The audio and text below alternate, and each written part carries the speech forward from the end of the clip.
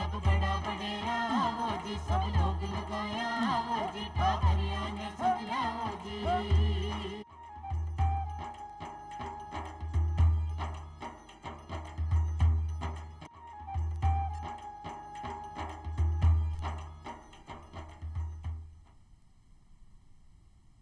चौपाल देखने वाला सबला दर्शिका ने राम राम सा। भाई एक महिला एक किशोरी ने आत्मनिर्भर किया बनाया जा सके है, वो सशक्त किया बन सके है, वो सक्षम किया बन सके है, नई नई योजना व नया नया नवाचार किया कर सके है, एक महिला आत्मविश्वासी किया बन सके है। आज सारोकार को निर्भरता है अपना महिला अधिकारिता विभाग के ऊपर। महिला अधिकारिता विभाग समय समय पर ऐसी ऐसी योजनाएं लेकर आया है जिससे महिलाओं का उत्थान में सहयोग मिल सके, चाहे वो केंद्र सरकार की योजना हो चाहे वो राज्य सरकार की योजना हो, महिलाओं का उत्थान के लिए काम करे है। एक छोटी बालिका जब विद्यालय जावे है तो बीच में बीकी पढ़ाई नहीं छूटनी चाहिए, बीका स्वास्थ्य की पूरी पूरी देखभाल होनी चाहिए, वो इतनी सक्षम हो जाए कि अपनी पढ़ाई पूरी तरह से कर सके और विवाह के पश्चात बी के साथ कोई दुर्व्यवहार नहीं हो, बी पर अत्याचार नहीं हो, वो आपनो काम सुनिश्चित कर सके है, भविष्य सुनिश्चित कर सके है। तो ऐसी बहुत सारी योजनाएं हैं जो महिला अधिकारिता विभाग की तरफ से चल रही हैं। आज भी सारी योजनाओं पर आपा चर्चा करांगा कि महिला ने आत्मनिर्भर बनावा के लिए कौन कौन सी योजनाएं चल रही हैं। और चर्चा करवा के लिए पधारी हैं पुष्पा सत्यानी जी, जो कि आयुक्त है महिला अधिकारिता राजस्थान में। पुष्पा जी, थाको बहुत बहुत स्वागत करा हाँ अपना चौपाल कार्यक्रम में। Thank you Pooja ji, thank you. जी हाँ, कि आज आपका विभाग की चर्चा कर रहे हैं और कौन कौन सी योजनाएं चल रही हैं, तो आपसे आई पूछना चाहा कि महिला सशक्तिकरण जो विभाग है महिलाओं का उत्थान में क्या प्रयासरत है। जैसे कि नाम ही में लिखा है महिला अधिकारिता, मतलब महिलाओं को अधिकार किस तरह से दिलाए जा सकते हैं, कैसे उनका सशक्तिकरण किया जा सकता है, कैसे समाज में बराबरी का दर्जा उन्हें दिया जा सकता है और कैसे उनके हर चाहे आप स्वास्थ्य की बात कर रहे हैं चाहे आप स्टडीज़ की बात कर रहे हैं, किसी भी स्तर पर जहां अपन सशक्तिकरण की बात करें किस तरह से किया जाए, इसमें महिला अधिकारिता में बहुत सारी योजनाएं हैं। तो जी, एक तो योजना वो पे कौन बात कौन सी योजनाएं हैं आपना अभी हाल ही में जो वर्तमान में चल रही हैं, ऐसी कौन कौन सी योजनाएं हैं। अब बेटी बचाओ बेटी पढ़ाओ है, उड़ान है, आयम शक्ति के तहत हम लोगों ने 4-5 स्कीमें चला रखी हैं जिसमें उद्यम प्रोत्साहन भी है। इसके अलावा शिक्षा सेतु है जो एजुकेशन में कहीं गैप आ जाए बच्चे को तो कैसे हम लोग उसको स्टार्ट करा सकते हैं। इस तरह से बहुत सारी स्कीम्स हैं, बहुत सारी योजना है। तो मैं आप शुरू करा हाँ अपनी प्रधानमंत्री राजश्री योजना से, माफी चाहूंगी गलती हुई है, मुख्यमंत्री राजश्री योजना से आप शुरुआत करा कि जब बेटी पैदा होवे है तभी आपने एक सम्मान पत्र मिले है, एक राशि दी जावे है जिससे बेटिया ने आपा बचा सका। इसके बारे में थोड़ा सा बताओ। मैं इससे पहले भी एक स्टेप पहले जाऊंगी कि जब आजकल तो हम लोग गोद भराई का कार्यक्रम भी कराते हैं, तो हम वहीं से शुरू हो जाते हैं कि गोद भराई का कार्यक्रम में उसके बाद जब बच्ची पैदा होती है तो बच्ची की जन्म से लेकर उसकी 12वीं कक्षा तक उसको लगभग 50,000 की राशि दी जाती है जो अलग अलग स्टेजेस पे दी जा सकती है कि जैसे पैदा होते ही दे दी, उसके बाद 1 साल के बाद दे दी, उसके बाद वो जब स्कूल जाती है 4 साल पर तब उसको पैसे मिलते हैं। तो इस तरह से जब तक कि वो 12वीं नहीं कर लेती तब तक राज्य सरकार उसको सपोर्ट करती है महिला मतलब बच्ची होने के उसमें। जी, तो अगर आपके घर में बेटी जन्म हुई है, जो अपनी मुख्यमंत्री राष्ट्रीय योजना है इसके तहत आपने 50,000 की राशि मिले हैं।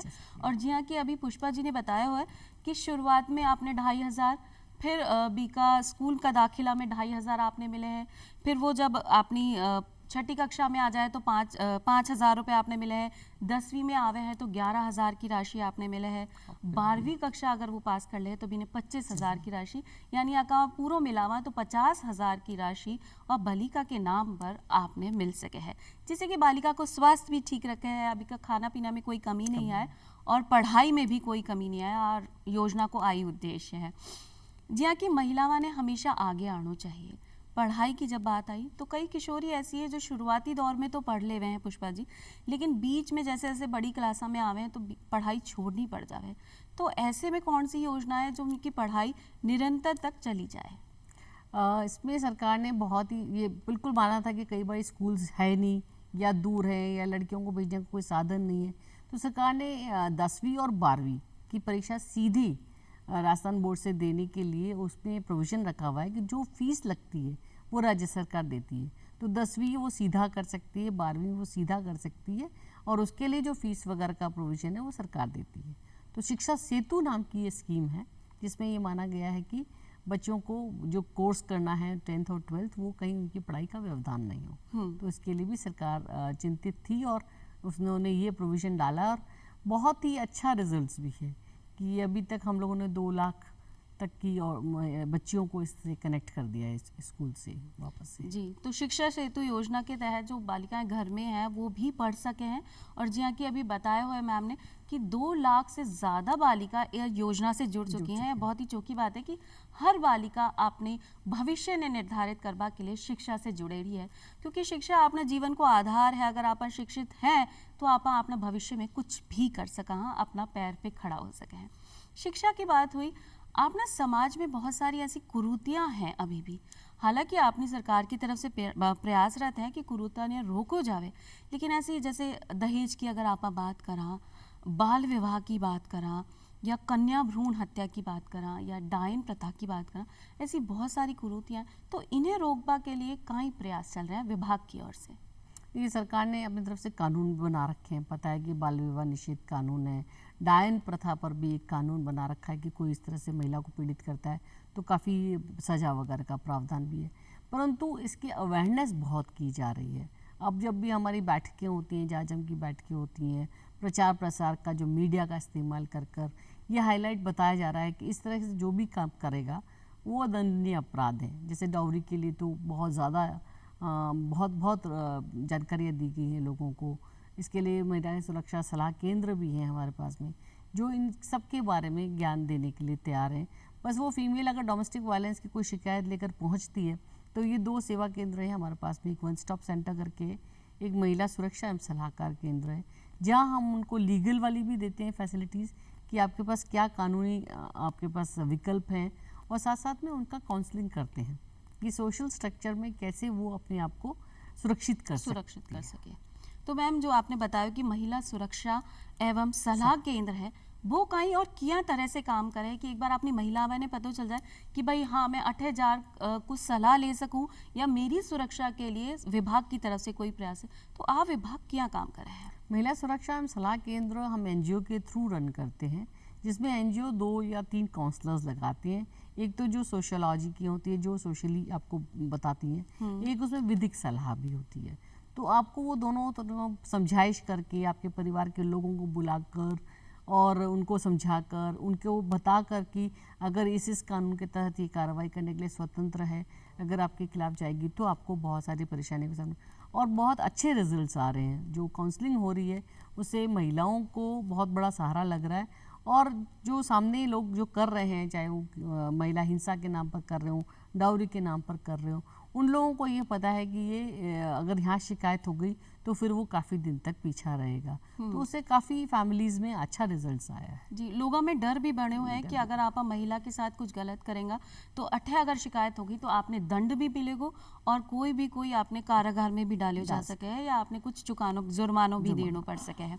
महिला सुरक्षा की जब बात आए तो आपने बताया कि वन स्टॉप सेंटर भी खोला गया है, आके है one stop centre police stations में है। कई बार क्या होता है, महिलाएं पुलिस में चली तो जाती हैं पर कई बार बहुत डरती भी है ना। वन स्टॉप सेंटर हमने पुलिस उधर ही रखा है, स्टेशंस पे ही है, और वहाँ वो फ्रेंडली हो जाती हैं। वो उनको कोई कानूनी कार्रवाई करानी है, कोई किस धारा में उनको एक्शंस ले सकती है, उस तरह की काउंसलिंग करके वो उनकी मदद करती है। बेसिकली तो क्या है कि उनका डर खत्म होता है और महिला पुलिस के नाम से अभी भी मतलब वैसे डरना नहीं चाहिए। पुलिस हमारे साथ ही होती है, पुलिस हमारी सुरक्षा के लिए ही होती है, बट वो महिला ऑलरेडी थोड़ी सी डरी हुई होती है तो वो एकदम से जाकर वहाँ नहीं बात कर पाती। तो वहाँ ये लोग बहुत अच्छा हेल्प करती हैं, और वहाँ क्योंकि फीमेल्स होती हैं तो वो इनको बहुत अच्छे से काउंसलिंग भी करती हैं। जी, क्योंकि एक महिला के ऊपर जब खुद पे अत्याचार है और घर से परेशान है या बाहर से परेशान है और ऐसे में पुलिस स्टेशन जाए तो वो आत्मविश्वास की थोड़ी कमी हो जाए कि मैं अपनी परेशानी कैसे बनाऊं। तो जो वन स्टॉप सेंटर्स बने हैं बटे महिलाएं ही हैं जो आपने काउंसिल कर सके हैं, अच्छे से समझा सके हैं कि भाई आपनी बात किया रखनी है, आपकी परेशानी समझ सके और आगे तक भी बात ने पहुंचा सके हैं। तो एक ऐसी जगह है जहां जाकर आप शिकायत कर सका और पुलिस विभाग की भी मदद ले सका अगर आपके साथ कोई ऐसी घटना हो रही है तो। जैसे घरेलू हिंसा की बात की जाए, कई बार ज़रूरी नहीं है महिला ने मारी हुई जाए, भी ने मानसिक प्रताड़ना भी दी जा सके है, बिल्कुल। सामाजिक प्रताड़ना दी जा सके कि सबके सामने भी को अपमान कर दियो जावे, या आर्थिक प्रताड़ना दी जावे कि भी को हाथ खर्च के लिए ही कुछ नहीं दियो जा। तो ऐसा कोई नंबर जहाँ महिला संपर्क करके खुद बता सके, क्योंकि घर से तुरंत बाहर जानो महिला की मुश्किल है, सक्षम मुश्किल नहीं हो पावे महिला ई बिल्कुल, बात में, बिल्कुल। या कोई और व्यक्ति शिकायत कर सके है। नहीं, 181 एक हेल्पलाइन है, महिला अधिकारिता विभाग द्वारा चलाई जाती है, जहां आप इस तरह की कंप्लेंट कर सकते हैं, और जहां वो कंसर्न फिर थाने को और जो भी एक्टिव हो सकते हैं लोग, या जो हमारे ऑफिसर्स हैं उन लोगों को तक ये सूचना आ जाती है कि इस महिला को ये चीज़ परेशान कर रही है या ये प्रॉब्लम आ गई है। तो 181 जो नंबर है, आप उस पर कभी भी कॉल कर दें, 24 आवर्स वो चलता है, तो आपकी शिकायत दर्ज हो जाती है और उस पर पूरा तुरंत एक्शन किया जाता है। जी, तो 181 एक ऐसा नंबर है जिसमें अगर आपने घरेलू में कोई परेशानी है या आप बाहर काम कर रहे हो तो आपने परेशानी है, तो 181 पर आप संपर्क कर सको और अपनी परेशानी बता सको, तो आपने तुरंत सलाह भी मिल सके है और आपके लिए कोई भी मदद करवा के लिए आपके पास पहुंच सके है। महिला अधिकारिता विभाग की तरफ से जारी किए गए नंबर है, एक बार फिर दोहरा दिया, 181 ई पर आप बात कर सका हो और अपनी परेशानी ने हल कर सका हो। जब घरेलू हिंसा की बात हुई है, स्वास्थ्य की भी आपने बात कर ली है, क्योंकि जब घर से बाहर आपा नहीं निकल सका और महिला घर में ही रहकर काम करना चाहे है, तो ऐसा भी कोई चीज़ है कि घर में ही बैठा बैठा आपा काम कर सका, ऐसी कोई योजना? देखिए, जादू की तरह बात चाहती हैं आप, हाँ जी। तो यही है कि जादू की तरह ये बात हमारे मुख्यमंत्री जी को समझ में आ गई थी कि महिलाओं के लिए घर से निकलकर बाहर आना अपने आप में एक बहुत बड़ा चैलेंज है। जब तक कि वो आर्थिक रूप से सशक्त हो जाए तब तक क्या किया जाए। अभी एजुकेशन में तो बहुत सारे विकल्प निकाल दिए, ट्रेनिंग्स भी बहुत दे रहे हैं हम लोग, महिलाओं को कंप्यूटर की ट्रेनिंग भी दे रहे हैं, टेली कोर्स का भी ट्रेनिंग दे रहे हैं, ब्यूटी कोर्स भी दे रहे हैं। पर अगर वो घर से ही ना निकले काम करने के लिए, अगर घर से परमिशन ही नहीं है, तो फिर तो सब चीज़ें धरी रह जाएगी। तो वर्क फ्रॉम होम अभी अगस्त एंड में ही माननीय मुख्यमंत्री जी ने अनाउंस की थी, और उसमें बहुत बढ़िया एक हमने पोर्टल तैयार किया है, जहाँ काम जो ढूंढ रहा है और जो काम देने के लिए तैयार है, दोनों उस पोर्टल पे अपने आप को रजिस्टर कराते हैं, और फिर वहाँ पर जिस भी क्वालिफिकेशन आपकी उसके अकॉर्डिंगली जॉब्स दिलवाने की डिपार्टमेंट जो है वो करवा रहा है। तो हमारा काम है, हम एम्प्लॉयर को एम्प्लॉय से जो काम करना चाहते हैं और जो काम करवाना चाहते हैं उन दोनों के लिए एक प्लेटफॉर्म हमने दे दिया है, और इसमें जो एम्प्लॉयर्स रजिस्टर हो रहे हैं वो अपने काम के बारे में बता देते हैं कि मुझे जैसे किसी को सिलाई बुनाई करानी है, किसी को डेटा एंट्री करानी है, कंप्यूटर से रिलेटेड कोई काम कराना है, किसी को कोई क्लासेस ही करवानी है, जैसे अब पढ़ी लिखी बच्चियां हैं वो बाहर निकल के नहीं कर सकती, ऑनलाइन क्लासेस दे सकती हैं। तो वो सब काम हमने आइडेंटिफाई करने शुरू कर दिया और उस पोर्टल पे करने शुरू कर दिया, और अब तक हम 1200 करीबन महिलाओं को इससे जोड़ भी चुके हैं, काम भी दिला चुके हैं। 16,000 करीबन औरतों ने रजिस्ट्रेशन कर लिया है, और हमारे यहाँ 13,000 करीबन जॉब्स भी आइडेंटिफाई हो गए हैं। तो अब सिर्फ वो जो मैचिंग वाला काम चल रहा है, मुझे लगता है कि हम लोग बहुत जल्दी उसको कंप्लीट करके 12-13 हज़ार लोगों को तो बेनिफिट करा ही लेंगे। और उससे मज़े की बात यह है कि वो घर पे से उनको कहीं नहीं मिलना है। अगर किसी को बैग्स बनवाना है तो रॉ मटेरियल भी वहाँ दे के जाएगा और फिनिश्ड माल वहाँ से लेके जा रहा है।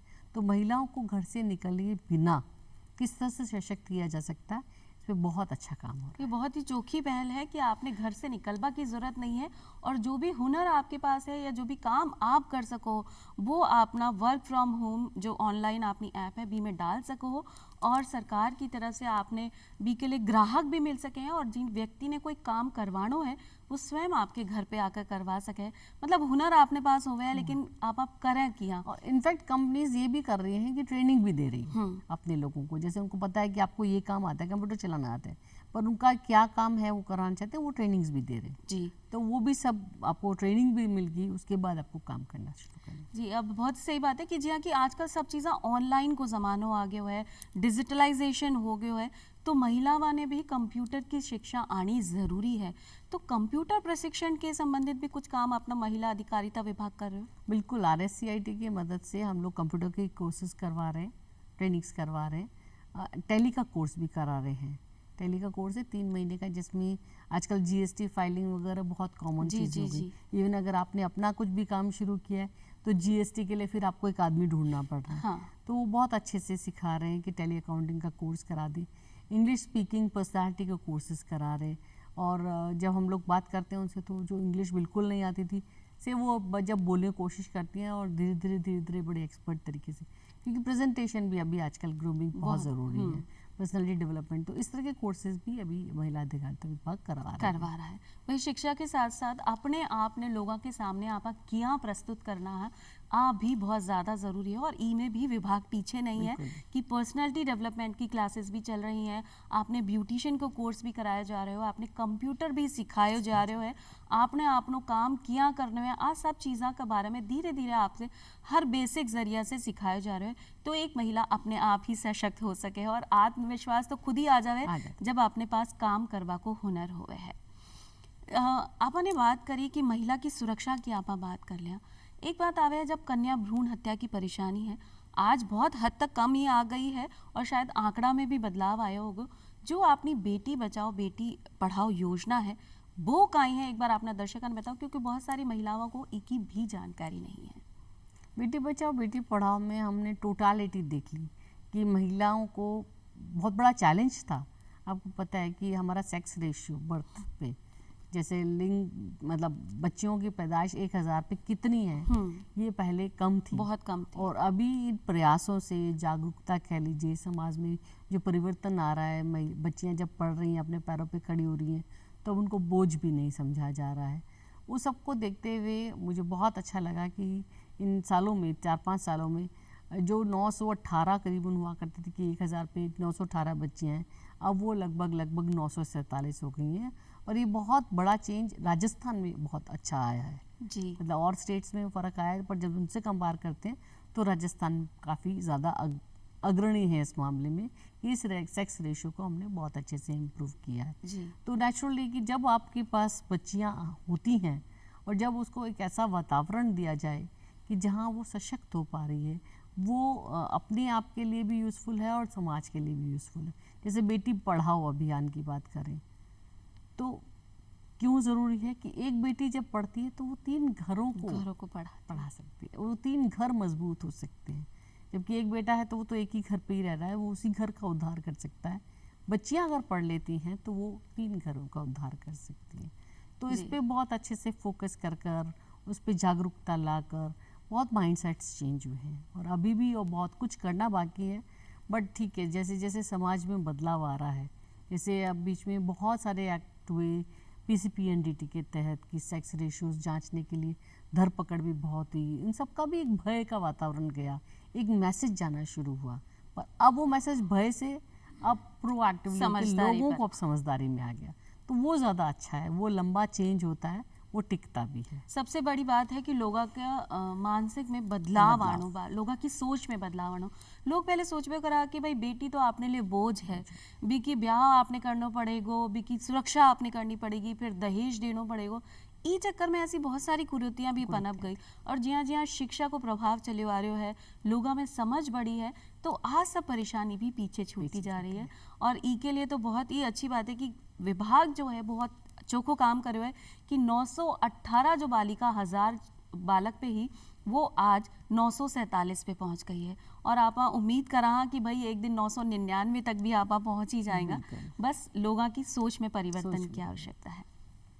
शिक्षा की बात कर ली, हुनर की बात कर ली, स्वास्थ्य की बात करा तो अपनी किशोरियां का स्वास्थ्य में बहुत जल्दी जल्दी परिवर्तन भी आया है। ऐसे में मानसिक रूप से और शारीरिक रूप से किशोरी स्वस्थ बनी रहे, ई के लिए भी कोई योजना अपनी विभाग की तरफ से चल रही है? बहुत सारी स्कीम्स हैं। एनीमिया का हम लोगों ने टेस्टिंग कराना शुरू कर दिया है, जो वो दोनों के लिए है, बच्चे और बच्चियों दोनों के लिए। उड़ान करके एक scheme sanitary napkins, free sanitary napkins देने के लिए 10 से 45 वर्ष की महिलाओं बच्चियों के लिए एक स्कीम है जिसमें हम फ्री सैनिटरी नैपकिन्स देते हैं। पहले एक टबू सब्जेक्ट हुआ करता था, कोई चर्चा नहीं करता था महावारी पे, पहले कोई ये बात ही नहीं करता था कि क्या यूज़ कर रहे हैं, कपड़ा यूज़ कर रहे हैं, पैड्स यूज़ कर रहे हैं, कुछ नहीं। फ्री सैनिटरी नैपकिन्स पे देने का मकसद सैनिटरी नैपकिन देने से भी ज़्यादा उस पर एक जागरूकता लाने का था, एक उस विषय पे बातचीत का था, एक उस विषय को ये बांधने के लिए कि ये जैसे एक पुरुष में कोई भी एक रहता है कि दाढ़ी आएगी वो बनाएगा, तो ये प्राकृतिक चीज़ें हैं जिस पर बहुत ज़्यादा पहले सोशल डाल दिया गया था प्रेशर, बच्चे डिस्कस भी नहीं करते थे। और बहुत तरह की बीमारियां महिलाओं को होती थी, जो जब वो गायनी के पास आती थी तो बोलती कि तुम लोगों को इस वजह से प्रॉब्लम हो रही है, इस वजह से प्रॉब्लम हो रही है, पर वो कोई समाधान नहीं था। तो फ्री सैनिटरी नैपकिन्स के बाद में मुझे लगता है कि जब हम इम्पैक्ट स्टडी कराएंगे इसकी, क्योंकि ये भी स्कीम नई है, तो पता चलेगा कि महिलाओं के अंदर जो बीमारी इस वजह से होती थी उनमें कितनी कमी आई है। मतलब बांझपन तक लोगों को झेलना पड़ता था सिर्फ इस एक छोटी सी अवेयरनेस नहीं होने की वजह से। तो ये बहुत ही बढ़िया स्कीम्स हैं जिसमें हम 12 नैपकिन प्रति माह देते हैं और 1.5 करोड़ फीमेल्स अभी हमने आइडेंटिफाई कर रखी हैं जो इस ग्रुप में आती हैं, उनको हम सबको फ्री नैपकिन प्रोवाइड करा रहे हैं। जी, ये बहुत ही चौखी पहल आपा कह सका, क्योंकि उड़ान योजना जो है वो हाल ही में आई है और धीरे धीरे लोगों में बदलाव भी आ रहा है। महिलाओं में ऐसी बहुत सारी परेशानी हो सके हैं गंदो कपड़ों इस्तेमाल करवा से, जैसे कैंसर जैसी बड़ी परेशानी भी हो सके है। और ई के लिए लोग सोच कर जो अपना विभाग की तरफ से योजना आई है, तो बहुत सारी महिलावां किशोरियां ने आपा परेशान होबा से बचा सका, मातृत्व सुख से वंचित नहीं रह जावा, ई में भी आ योजना को योगदान हो सके। तो भाई स्वास्थ्य की देखभाल आपा स्वयं कर सका और ई योजना के माध्यम से तो काम हो ही रहे कि आप स्वास्थ्य की भी बात कर रहे हैं, शिक्षा की भी बात कर रहे हैं, बीने आत्मविश्वासी बनावा, और जो महिला घर से बाहर नहीं जा सके है वो घर बैठे भी काम कर सके है। अब बहुत ही चौखी पहल अपना विभाग की तरफ से चल रही है। लिंगानुपात की जब आपने बात की कि पहले में और अब में काफ़ी बदलाव आयो है, तो मैं आपसे एक प्रश्न बीच में आ करना चाहूँ कि अगर एक महिला सक्षम बने हैं, आत्मनिर्भर बने हैं, तो अपना समाज, अपना राज्य, अपना देश पर के प्रभाव पड़े हैं? आप देखिए ना, एक महिला अगर पढ़ लिख ली, सशक्त हो गई, तो उसको पता है कि हमारी अब कितने अधिकार हैं, हम कितने सुरक्षित हैं जी। तो पहले बच्चियां के होने पर उसको एक एडिशनल जिम्मेदारी सी लगती थी, वो बदल जाता है। आपको आसपास जब दिखते हैं बदलाव, तो वो धीरे धीरे हर जगह दिखता है। मतलब वो एक शिक्षा से या एक बंदा जब लड़की आगे बढ़कर करती है, जैसे मैं अपने परिवार में जब आगे बढ़ी तो मुझे देखकर कितनी बच्चों ने प्रेरणा ली। मुझे याद है मैं अनूपगढ़ एसडीएम लगी थी। अनूपगढ़ में उस टाइम पे गंगानगर में महिलाएं बहुत कम थी, नौकरियों में बहुत कम थी, तो मुझे देखने के लिए लोग आते थे कि भाई कैसे लगती है महिला। अब वो चीज़ कितनी कॉमन हो गई, कितनी सारी लड़कियां आ गई हैं। पर वहाँ जब एक दो बच्चियाँ जब बाद में बनी ऑफिसर्स, तो मुझे उनको फ़ोन ही आया कि मैडम आपको देख कर हमने। तो आप देखिए कि एक महिला जब एक सीट पर बैठती तो कितने सारे लोगों को वो प्रेरणा मिल सकती है। बहुत सारी पता नहीं चलता। बिल्कुल बिल्कुल, धीरे धीरे आपने प्रेरणा मिले और बहुत सारी किशोरियां भी आपके जैसे बढ़ना चाह सके हैं कि अगर एक महिला आगे बढ़े तो समाज में परिवर्तन तो आवे ही है।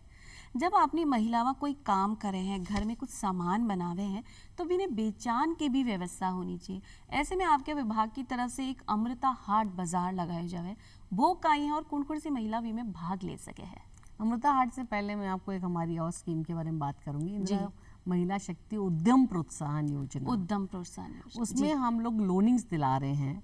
अगर आप इंडिविजुअल महिला है, काम करना चाह रही है, तो 50 लाख तक का लोन दिलाते हैं, जिसमें 25% सब्सिडी भी मिलती है। तो आप देखें कि आपका लोन अगर आपने 50 लाख का लिया है तो 12.5 लाख तो आप काट लीजिए, बाकी आपको 38,50,000 ही जमा कराने। तो कितना बड़ा उस महिला को सहयोग मिल गया। और अगर ऐसी तरह से आपने कोई ग्रुप बना रखा है, एसएचजी ग्रुप, तो उसको 1 करोड़ तक का भी लोनिंग हम करा रहे हैं। अमृता हाट एक हमने बाजार दिया है उन महिलाओं के लिए जो महिलाएं घरों पर अपना प्रोडक्ट्स बना रही हैं और वो उनको मार्केट नहीं मिलता और ऑनलाइन भी उन्होंने काम शुरू नहीं किया, तो वो इस हाट में आकर अपने प्रोडक्ट्स डिस्प्ले करती हैं। ये हाट जो है, इसके लिए जो भी पैसा लग रहा है, अरेंजमेंट्स जितना लग रहा है, कि टेंट व्यवस्था लग रही है, कि उसमें दुकानें लग रही हैं, कि उसमें फर्नीचर लग रहा है, वो सारा के सारा राज्य सरकार के द्वारा वहन किया जाता है अमृता सोसाइटी से, और वो सारा के सारा फंडिंग गवर्नमेंट दे दी है। और जो महिला वहाँ पर आकर अपना प्रोडक्ट डिस्प्ले करती है उसके लिए वो फ्री है जी।